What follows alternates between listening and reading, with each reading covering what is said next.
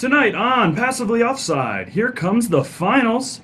USMN flop, yeah, I did that, and our pretty faces. That and more, stay tuned.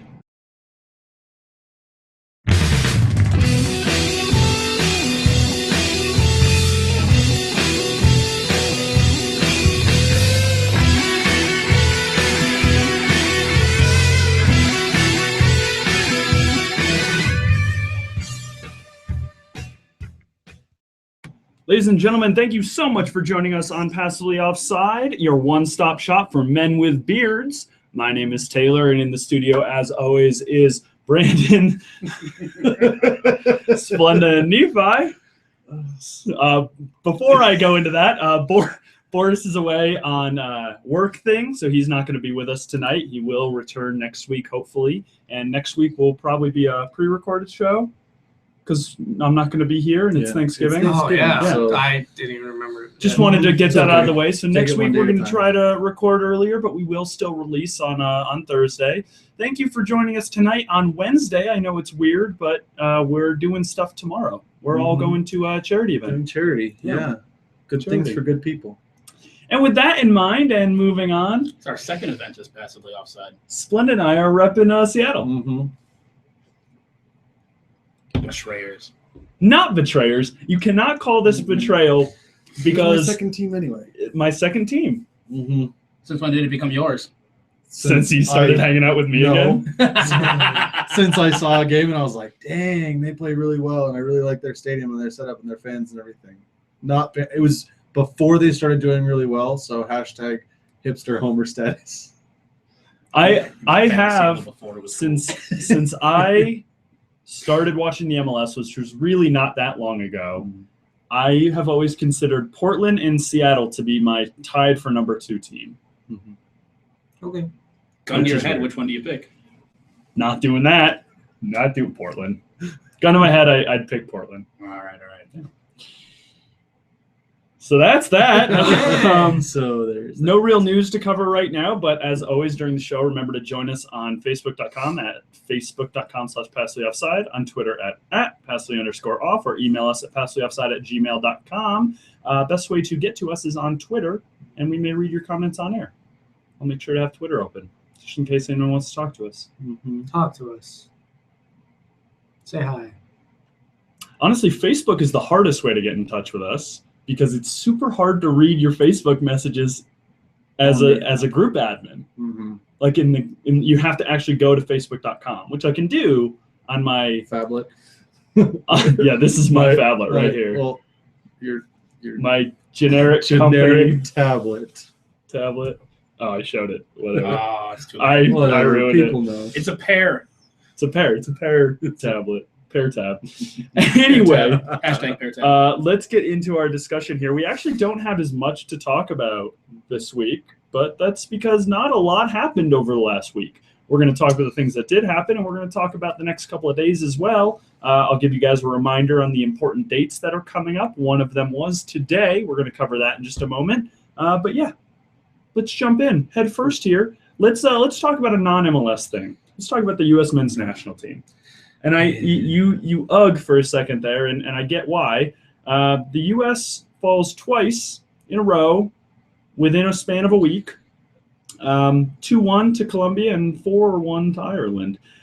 And USMNT hadn't played Ireland since 2002. Cool. If the scores were for the different, like if the Ireland score was actually what Colombia's score was and Colombia's was what Ireland, I actually think I'd feel better about the losses. I wouldn't feel good about a 4-1 regardless of who. If it was against Colombia, I think it would have been.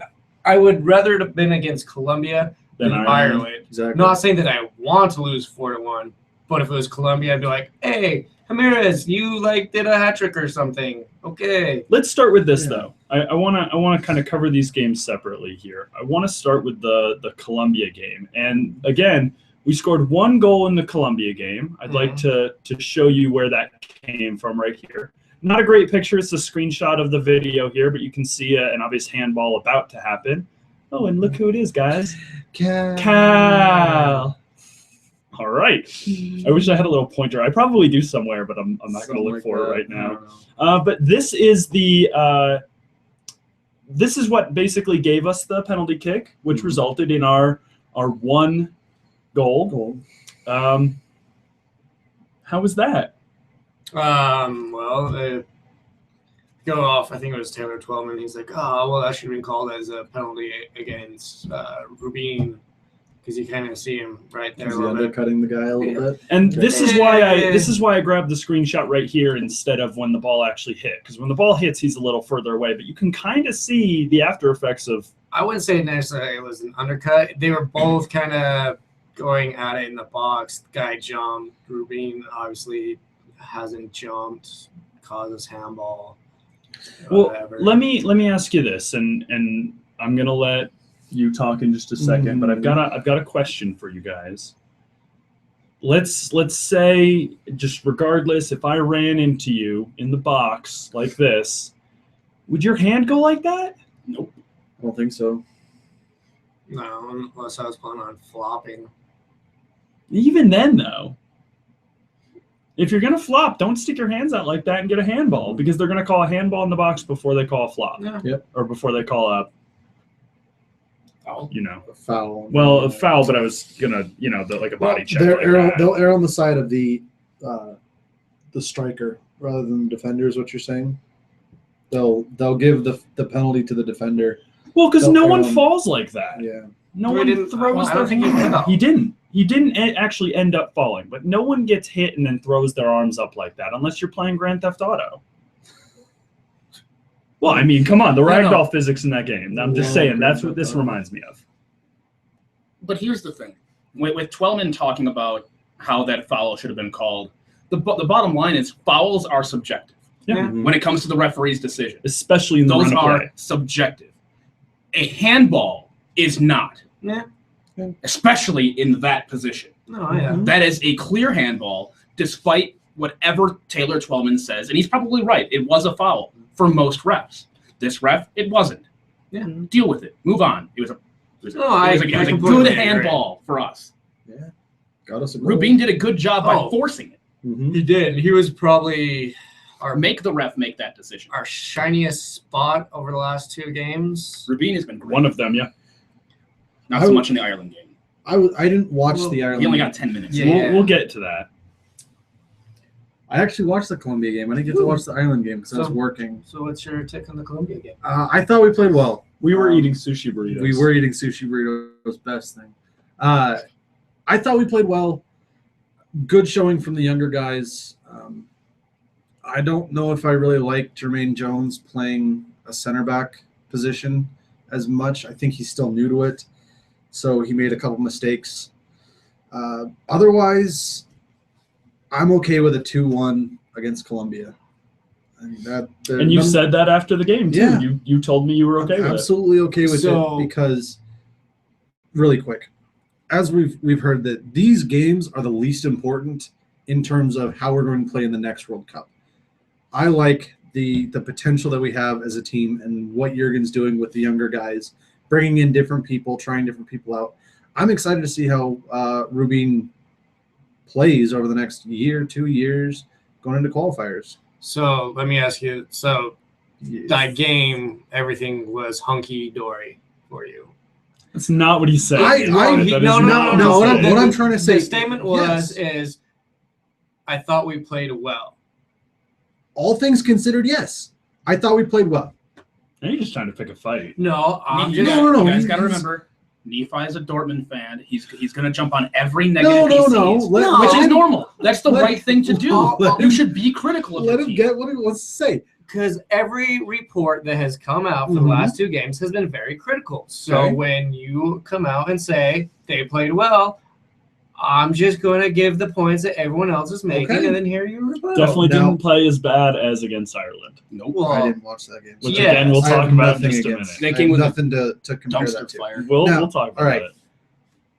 As a rookie fan with a little bit of knowledge and all things considered, I thought we played well. do you think we played with a great style or possession? We scored a goal. No. right, Hold on. okay. I am interjecting here because, as everyone who watches this show knows, Taylor doesn't believe that penalty kicks are real goals unless it comes down to them in a final or something, and it has to go to penalty kicks. Okay, so We Taylor, scored a penalty goal. did we have great possession or style? We were better in the first half in both games. Okay. Right. The second half in both games, we got walked all over. Okay. There were a couple fleeting moments of decent possession, especially in the Colombia game. But no. Okay. No, we didn't play well. So let me just in a general. Let's go just in section. How do you guys rate how our forwards did from 1 to 10? 10 being just flat out amazing. 1 being they were horrible. Nephi, how about I do that and you tell me? I'm the host of this show. Welcome to Nephi Podcast Hour. Seriously. What is happening? I'm asking you Flip the script. He's flipped the script. All right, Nephi, how did our forwards do? Honestly, if as a whole, 4.5. Okay. How about our mid? Our mid, if we're counting Kyle Beckerman as in the mid, maybe a 5. Does Kyle up or down? Kyle ups it. Okay. And defense? Defense, for the makeshift, if we're going as a makeshift, I'll give it a handicap. I'd give it a 5. What's the handicap? 1. Okay. And actually, final Give me question that I point. really like here. How was the goalkeeper during that game? He was great. Okay. I'd say he was maybe 5.5, 6. Okay. So- So big ol' F's for everybody. Pretty much. And an F plus for Brad Guzan. I'd say he got a D.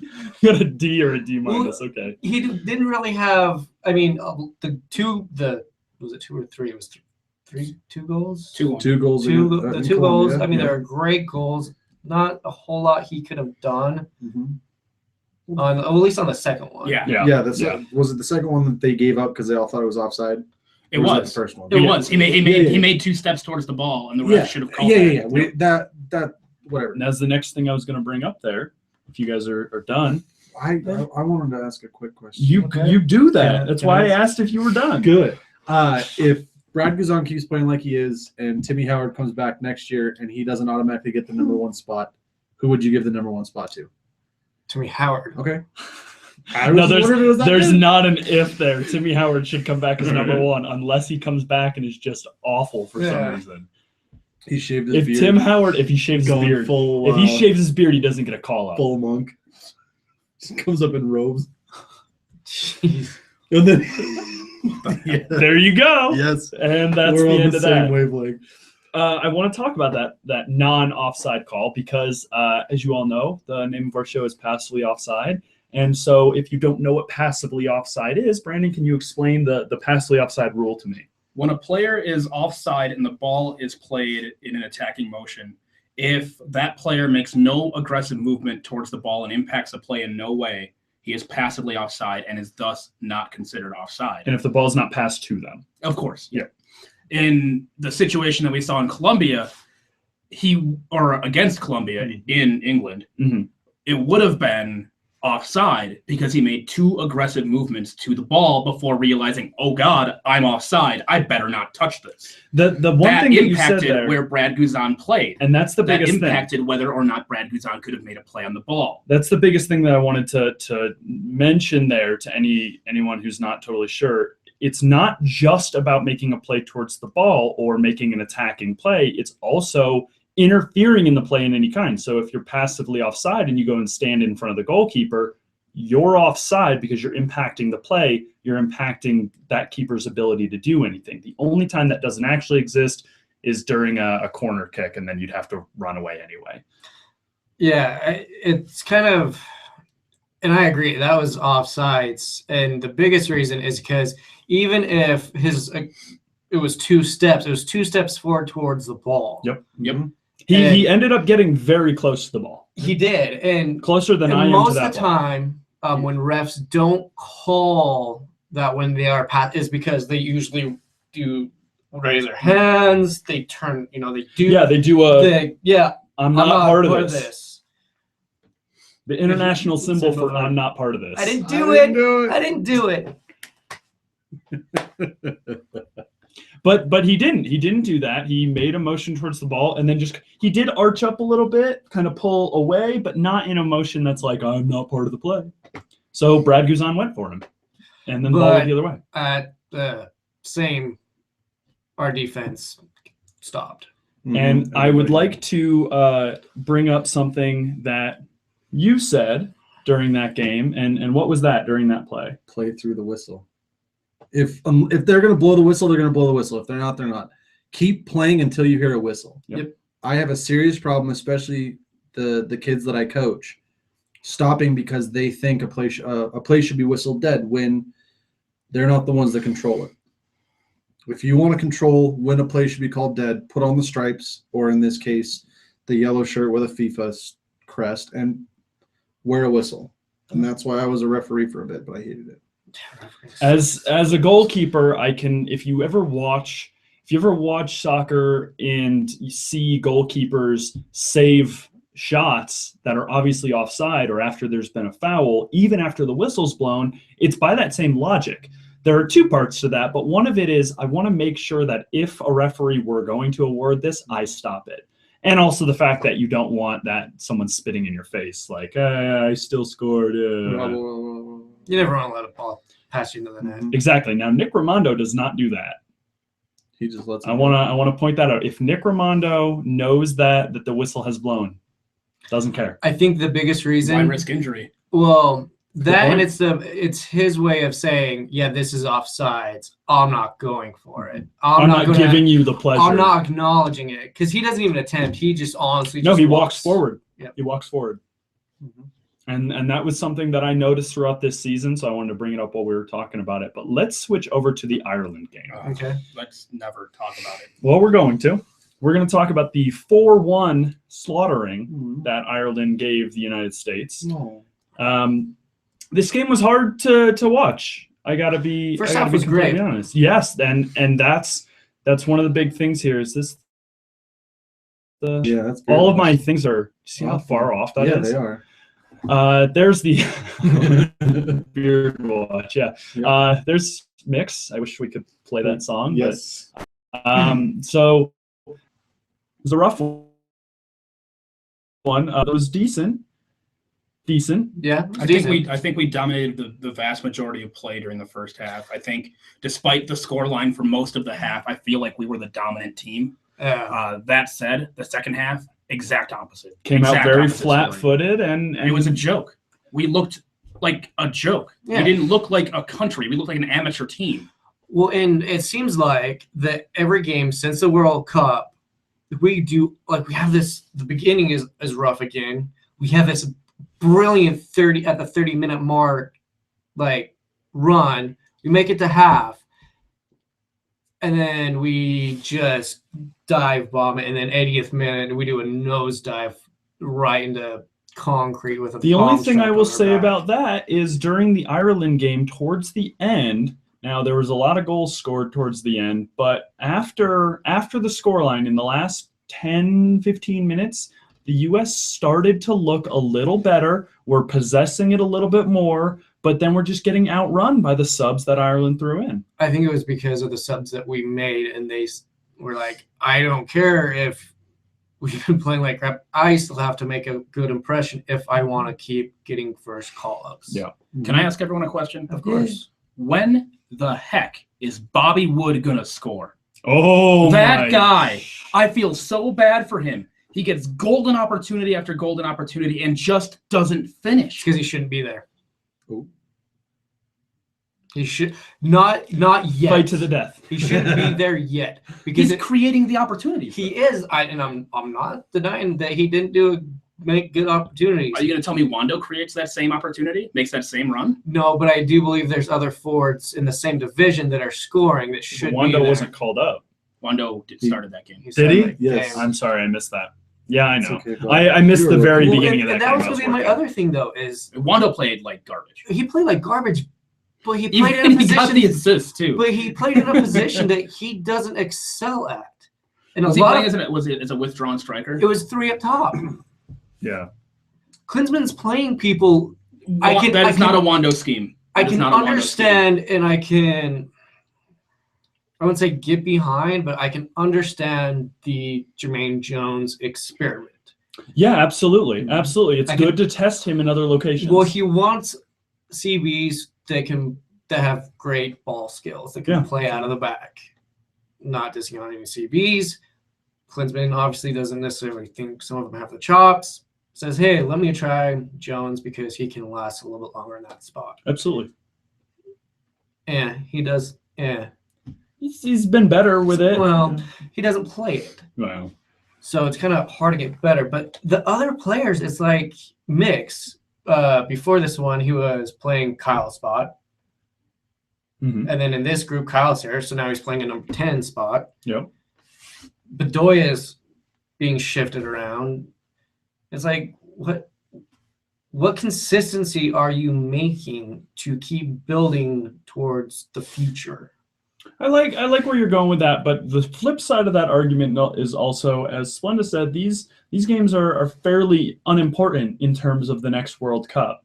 So looking at it like that, yes, Splenda? I would say that I did. I raised my hand. I wanted to get my word in, and I didn't feel like talking over people. So, going into the World Cup, what did guys have to focus on? In this last World Cup? Correct. World Cup. At what I'm point? saying they had camp. A lot of the MLS guys that were there had they had their seasons, but it was pretty new. Any guys that were playing EPL or the UEFA schedule, they had just come off their season. Mm-hmm. They had the World Cup to focus on. Okay. Think about guys that got called up from the MLS.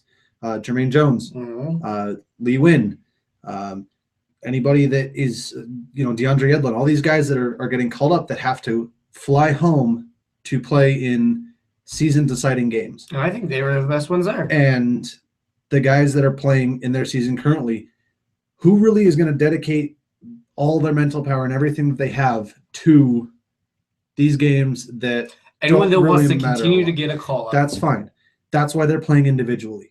They're playing for themselves and not as a team. And that was my main point, is they are playing, as I tell my kids, camp style. They want to show their best individual effort and not put together a team scheme, because for all they care, they don't even know if they're going to get called up for the next international. And I understand that. So they're going to be playing individually and not as a team. Well, I'm not talking about the individual person. I'm talking about Klinsmann himself. If you want to judge someone on that thing and you're playing them out of the spot, you can't expect them to be great. No. I agree with you on that. But keep in mind, we don't have another important, meaningful U.S. game until Gold Cup and Copa America. I agree. Yep. Yeah. So now is the time, and then Olympics to experiment in a couple again. Years, and then now is the time to experiment again, because he wasn't happy with the style we were playing in World Cup. He said it himself. That's not the scheme he wanted. It was the scheme we were best at the time. I understand. So he wants to find out what scheme he wants to run. So he hasn't found it yet, and he's got some more time to figure it out with friendlies. I'm not happy with losses, but as an actually relatively higher than average soccer IQ guy, I understand why we're losing these games and why we're going into them the way we are. I don't fault Klinsmann with that too much. He tried something, he gambled, and he lost. Would you rather win all of these games and then fail to qualify for World Cup? Good No. Lord, what kind of exactly. question is that? That's what I mean. That hurt like me so much. You don't like seeing losses right now. Oh, I'm not. He's not talking about the losses. I'm not talking about the loss. I'm fine with losing. I just don't like, if he's going to experiment, when he brings someone into camp, you're going, okay, I'm going to run this formation with these guys so I can see what happens. Mm-hmm. He ran 2 different formations with a lot of people out of their position. If you're going to really honestly play this person out of their position in this format, find someone else that fits that format. Okay. So I want to ask you guys about another thing that Klinsmann said, and it was said at the end of the last game there, and he's been saying a lot that the reason we're not doing well is still a World Cup hangover. How do you guys feel about Klinsmann saying our performance is a World Cup hangover right now? It's a possibility. Yeah, it absolutely is. Well, you're training for something that is arguably the most important tournament you're going to play in your life. And then you get called in for an exhibition game. How do you manage to keep yourself as motivated as you were before? And especially, see, this is what baffles me. If this was some of the MLS guys that had more of the crappier runs through these last 2 games, I would have given, you know how long they've been playing? I mean, since the beginning of last January, they've been playing since then nonstop. Because they played through, they had the World Cup. I'm trying to remember. One of RSL's reporters did a quick piece on how many miles Kyle Beckman and Nick Raimondo have traveled this year. And it's crazy. It's like 85,000 miles. Yeah. Like Nick Raimondo has gone around the equator of the Earth like 11 times in a very rough conservative estimate of sky miles or miles in the sky. That's probably copyright. Can't say that. Sorry. I don't know. I think everyone's just a little disappointed how it ended. I agree, he still has time. But my whole thing, especially with a team, it's like if you have a style, he should know the players he has. If you're going into a camp and you're like, I want to run this style, then call in the people who can best fit that style in that position. Okay. Let's finish up this by looking at Mix again. Okay. Hi, Mix. Careless whisper time. It's a really good picture of him, too. Like It is a good that's picture. really good. All right. Can we mention his goal? Yeah, no, then that's what I was... Can we end this on a positive? I just wanted Yes. to my final word. Thank you. I was gonna. Sorry. No, you're fine. I'm glad we're on the same page tonight. I was gonna lead in final word on that game. Mix's goal. Just give me a short summary of the goal first.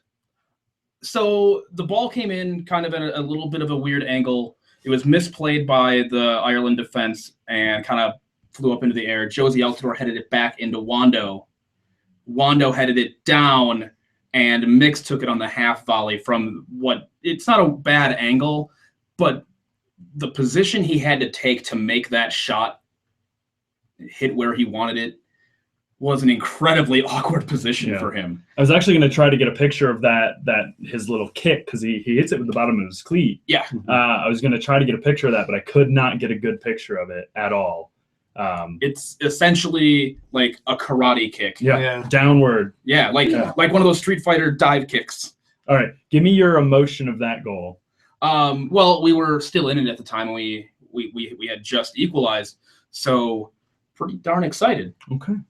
Are we going to do a mix watch in January? We'll do Mix Watch. Yes. We'll do Mix Watch. Don't worry about that. All right, let's move on. We've been talking about this for a long time. We have a couple other things to talk about that won't take so long, so we're still on target, everybody. Yeah. One last thing. Yes, Can we, please. for Mix Watch, can we please get just an MP3 file or a WAV file or anything really of just him saying his full name? Oh, absolutely. I Wow. can do that. Yeah. I'm all over that. Please. Yeah, I got that. I can do that. So then we could do like Well, because they made a big deal of it for the World Cup on the ESPN Yes. series they did for And the it was World Cup. fantastic. He Just said- hearing yeah. him say his name with no accent was bananas, and then hearing him say it with his accent was fun. I'll try to get both. Remind me as we get closer to Mix Watch. All right, let's talk the MLS Dispersal Draft, which happened today. If you don't remember, that draft is for the Chivas players who Doesn't exist anymore. didn't have jobs. And like I said last week, Chivas is no longer allowed to be mentioned on this show unless relevant. That was the last time you'll probably ever hear anyone say it, unless someone says, "Oh, remember Chivas?" Oh. Which I feel like Boris would do. Boris will say Boris something will do something Boris will Chivas. do something Chivas. Anytime a racist thing happens in Oh, like jeez. in MLS, I'll mention Chivas. All right, let's go to the geez. dispersal draft here. Nephi, will you tell me who went where? First pick, which no one is surprised, Dan Kennedy went to FC Dallas. Matthew Dunn went to New York FC. Sporting pass. DC picked Thomas McNamara. New England passes. Montreal gets Donnie. Orlando passes. Colorado gets Caleb Calvert. San Jose, Christopher Tippett. Everybody passes up to the 14th pick, which was Toronto, picked up Marco Delgado. And everyone else Everyone passed. else And everyone else passed. So everyone else is going to the welfare line and getting themselves an unemployment check. They're going straight to the re-entry draft. Yep. All right, let me ask you guys this. No, they won't get picked up. Well, they're I going think to they the will. draft. Well, They'll be part of it. Is what I mean. Yeah, they just is anyone no one really wants them. surprised that many teams passed up with the expansion draft coming up right after? No, I'm not surprised. I'm a little surprised that FC Dallas went after Dan Kennedy, though. Trade. I think exactly. I was just going to say, I think you pick him up because he's a Absolutely. good bargaining chip. Yep. Trade fodder, and that was going to be Or my you sell first great question. sides. That was going to be my first question here. Is anyone overly surprised, regardless of the team, that Dan Kennedy went first? No. Not really. Other than, like I mentioned, because FC Dallas already has a solid goalkeeper core. Mm-hmm. They don't really. Well, it'd need be him. like Real Salt Lake picking up Dan Kennedy. It's really not overly necessary with Nick Romando, Jeff Attinella, and then Lalo. Mm-hmm. So it's really unnecessary for a lot of teams. Strict But Well, I mean, Yeah. New York City could have used Dan New Kennedy. well, Sporting with their goalkeeper issues with Grunenbaum Yeah. playing like garbage and Kronberg being always hurt. wacky armed and Yeah. always coming out to punch things he shouldn't. Yep. I'm sorry. What was that? And Orlando could have and Orlando City could have used him too. Yeah, and I mean, again, I want to bring this list back up so we can really make a look at this. FC Dallas takes Dan Kennedy as the number one. Was FC Dallas really going to take anyone else in this case? No, I don't think so. Plus, they can sell him now. I mean, that's Exactly. money in the bank. And Mhm. I just mentioned a bunch of teams that could potentially want him. And that was my point. You've got New York in second, Sporting in third. So if FC Dallas doesn't take him, I definitely see New York, New York taking him absolutely picks him up. and uses him. Oh, yeah. He's Yeah. their starter. Yeah, And they would have a now- defense. They could win the cup with him because Dan Kennedy. He's really good. I just don't get why. I mean, I understand why they did it before, but at the same time, with the expansion draft right behind, it's like, what team's going to be like, let me pick up this player because in a couple weeks, I don't know what's going to happen to the rest of my guys, who I'm going to lose. Mm-hmm. I agree. I mean, geez, RSL could, I mean, like they're 10th, they're still a lot more than half their roster hasn't been touched. And you're going, well, do I pick someone? Because, I mean, I could pick up a midfielder, but wait, what if I don't lose a midfielder and then I'm overloaded with midfielders? Do I pick a team? Well, I don't know what I lose. Exactly. Why am I going to pick a salary cap? And that's the other thing is they had to pick someone up at their salary. Yep, at their current salary that they were getting. The other from thing you have Chivas. to go in is, are they really worth that? Or can I pick them back up in the re-entry draft and make a new For a Make a lot new less, deal. Yeah. Something ZVA. I mean, because anyone heard what's going on with Torres?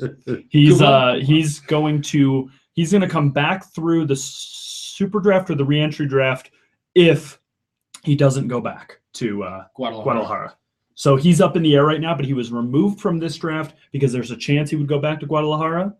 Once that is determined, he's either going to go back or he's going to come up in another draft. Do we really I think it is. I I think it's the re-entry draft. I don't know how Guadalajara doesn't take him after the season he had. Money? I don't think money's the issue. Not with a club as bit the size of Yeah. Guadalajara. I don't think that really becomes a real issue for them.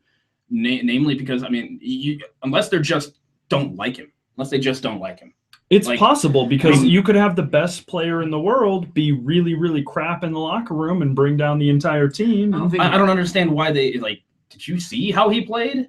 Well, Like, they should have pulled him mid-season. Come back, buddy. Come back. when Mexico's started him twice now, I think, and he Yeah. scored. I mean, that there alone should be having parades in Mexico. I am surprised that they didn't pull him back as soon as it was announced Chivas was going to shut down. Yeah, I can see that. Because I definitely understand letting him stay in Chivas, even after he's having a great season. Like, keep going, keep having a great season. Oh, wait, your team's going to shut down? Get back here and play for us. I think Let's not even make a thought of it. the only other thing I can think of is maybe they really are going, well, if we keep showing him in the limelight, maybe we can get a lot of money. Maybe some team's going to come in and pick him up. Because if a team did buy him, have to buy fodder. him from Right. Guadalajara, it wouldn't be straight purchase from the team he's playing for. Yeah. That's a good point. It's a very good point. Okay. Any other comments about dispersal draft? Not about the dispersal draft. One last thing about Cubo Torres. Does an MLS team make a legitimate offer to just straight up purchase his contract from If Guadalajara? he goes into the, So that way he's not Yeah. owned by his contract still I isn't mean, owned. there's a lot of teams that I mean, who do you think makes a move for him? who hard. could need him? Columbus. Yep. Who doesn't need him? I guess is really the answer. I guess. Is Oh. Who All right, couldn't click use there. him? Yeah. I can't think of any team. LA. They're losing know if- Donnie. I don't know if he would do It's too bad at But LA, I don't think but he I would don't think play he'd a fit Donnie in. role. And I mean, you No. got Gordon, you've got Keane, and you've got Zardes. If Yeah. you keep all three of those, Gordon doesn't start. he doesn't start. But I don't think Torres would start over Keane and Zardes. It's a valid point. Oh, that's close. The thing is, you would have so much of one. You'd have four, and that would be pretty much your bulk of your salary right there. Yeah. I really see them picking up a really good, strong midfielder instead next year. Okay. All right, let's close out this show. We got a couple more minutes here. Let's talk about the first round, the first leg, I should say, not the round, the leg of the Eastern and Western MLS Finals, which the winner of the finals, conference finals, East and West, you know, I Eastern Conference. I just didn't say conference, shut up. The winner of the East and West Conference Finals go on to play each other in the MLS Cup. So they get a nice little trophy, and then they go play another game for another trophy. So let's start with New York under, I think this one's Henry. Again, they're all messed up. There's Henry. Henry leading New York. Lee Win.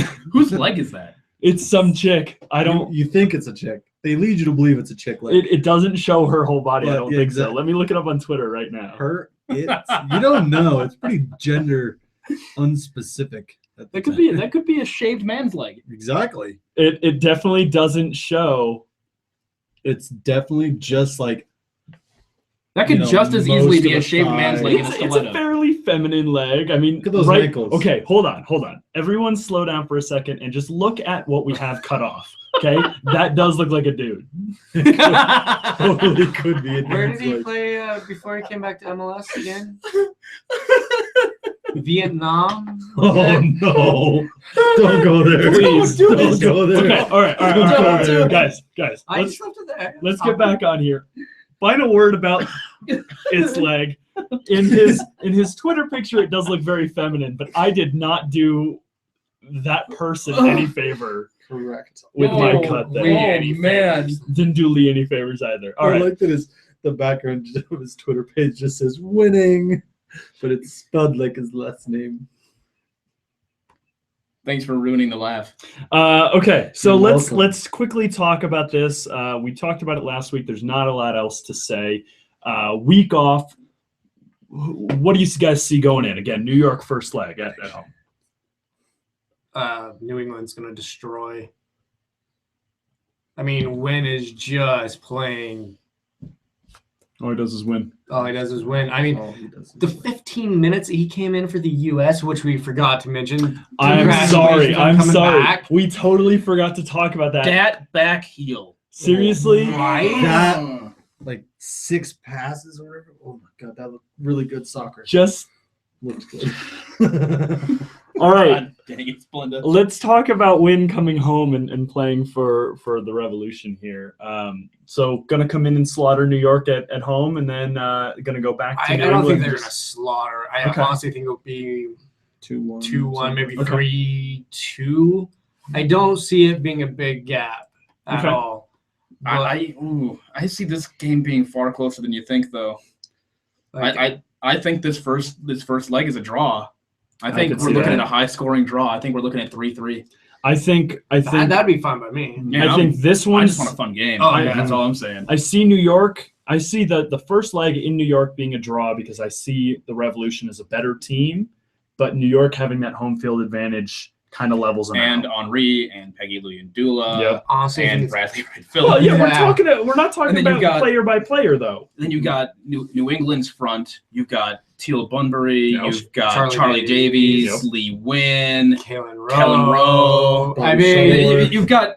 Did you just name the only New England player you knew? that No, we I'm- hadn't already named. I knew I'd get a reaction. I'd say that. That's the only reason I said Oh Bobby my. Shuttleworth. I'm just saying, both of these teams have incredibly potent attacks. And I think the most pretty soccer too. I mean, It is. It really Great is. looking soccer. I think LA and Seattle have the most effective, but when it comes to actually just Enjoy fun- watching. yeah, New England and Red Bulls. Because I will say, the last couple of games that LA and Seattle played in the MLS regular season weren't overly enjoyable to watch. Their styles cancel each other out. It was Yeah. kind of just It's yeah. it's a grind match. Yeah. And those And they both kind of play that, defend and counterattack soccer.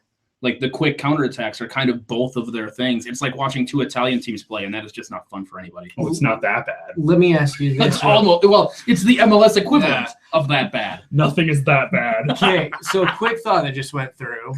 So, like we were just saying, the LA Seattle match, it's going to be a grind fest. These two are just yeah. going to go brutal at each other. Is that going to wear the team out to whoever faces the pretty style of either New England or Red Bull? It depends if both legs are like that. Yeah. If one team manages to take a big win, I don't think you see too much of that grindy stuff. But if I it's think close, I think a big part of that question comes down to the first leg Absolutely. in LA, because Seattle, except for a few times, is always performing very well at home. Mhm. LA, their last game at home just last week, or I'm sorry, 2 weeks ago now, destroyed Real Salt Lake. Oh, yeah. Absolutely slaughtered Real Salt Lake. So they're coming off a huge win at home. 2 weeks later, both teams are fully rested up. LA gets to play home first. And that the team that plays home first either has a huge disadvantage or an advantage, whether it be So- small or large. So, a 50-50 chance. Well, no, I'm saying it's What you're never saying it's is- not being the home team first. You don't leave that even. You never leave that in an even boat. What I think. Okay, so if I can reword what you're saying. Please, yeah, that Um, wasn't worded well at all. I get why you So laugh. if It was worded absolutely. so what I think you're really garbage. trying to say, what I think you're trying to say is that the team that has the first leg at home really has the biggest say in how they dictate the pace of the game in the second leg. Because should they play up to their potential, being the home team, and most Mhm. home teams should win. If they win, they dictate how the other team has to play in the next game. Yep. Which is what I think you're trying to get at. And that is kind of what I'm trying to say. I also was going to say the team that plays at home first generally has a larger advantage, but then you also consider that if they get slaughtered 3-0 at home with 3 away goals, they have a huge disadvantage. Yeah. Well, actually going out, you're a little more even, but that's kind of my point. Like if you get scored on at home, let's say this game ends 1-0 in favor of Seattle. LA goes to Seattle and doesn't have to score the 2 to get above that.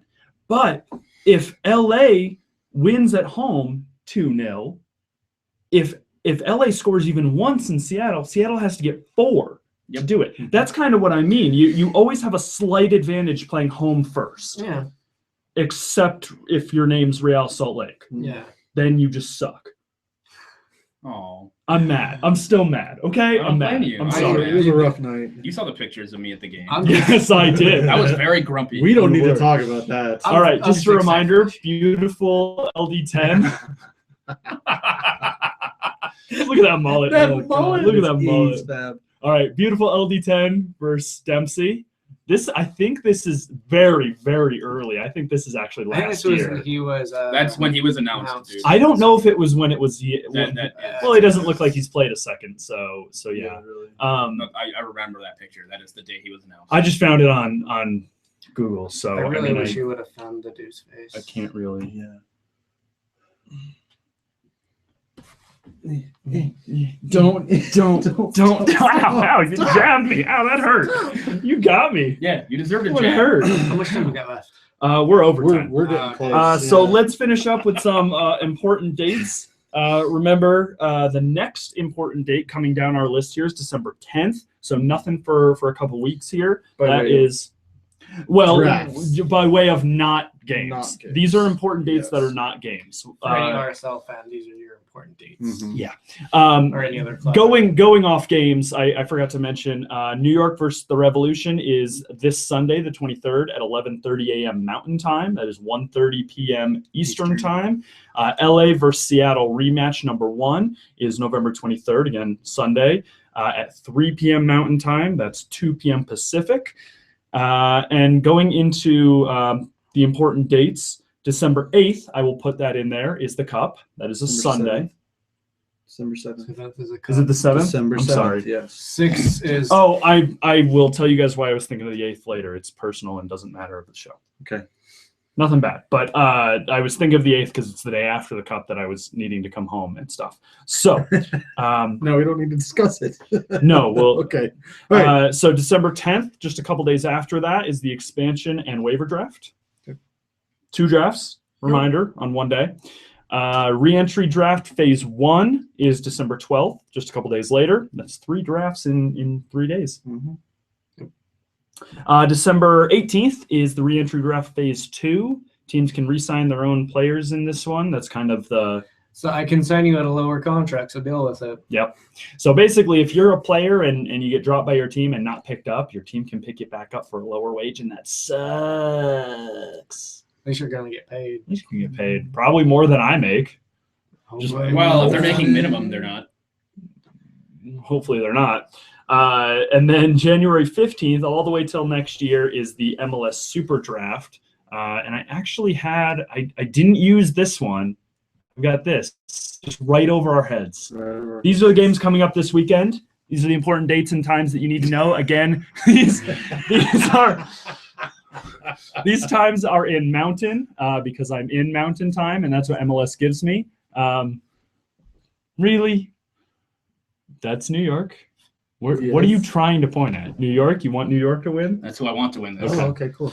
Because if I want it to be a New York and LA or Seattle final. I will say one final word about LA and Seattle. There is a slight part of me that wants LA to win because I already have tickets to the final. I already have tickets to the Cup if it's in LA, because Seattle didn't. Well, then you have to root for LA too because it helps RSL. It gets us into. It gets. So does damn it, Homer. Seattle. So does, We almost went a whole episode. So does Seattle winning though too. Yes. Yeah. Any West Coast team gets. I'm Real saying Salt if Lake LA too. is in the final, we have to If root for. I am LA. rooting for either of the West Coast teams. I'm rooting for whoever West- gets us into Champions. West Absolutely. Coast, Done. Best Coast. Okay, we're done with that. Okay. Thank you so much for joining us tonight. As always, join us on Facebook at facebook.com/passively_offside, on Twitter at passively_off. There are nothing else up there, so I'm not gonna say. There's no I didn't blog put the spot. blog spot on this one because we haven't used it in so long. But yeah, blogspot, passivelyoffside.blogspot.com, I think. I think it's on there. We're gonna do more articles and stuff. I know I say that every week, but go read Nephi's. Yeah. He worked hard on it. It's good. Yeah. I edited it. Boris tried to edit it. Then I edited it again because Boris didn't do it. He did, but he asked me, "What does this mean?" I don't know how You to did good. Google. You did good. The look was more about Boris. No, I'm just Is this how congratulating. everybody types? That's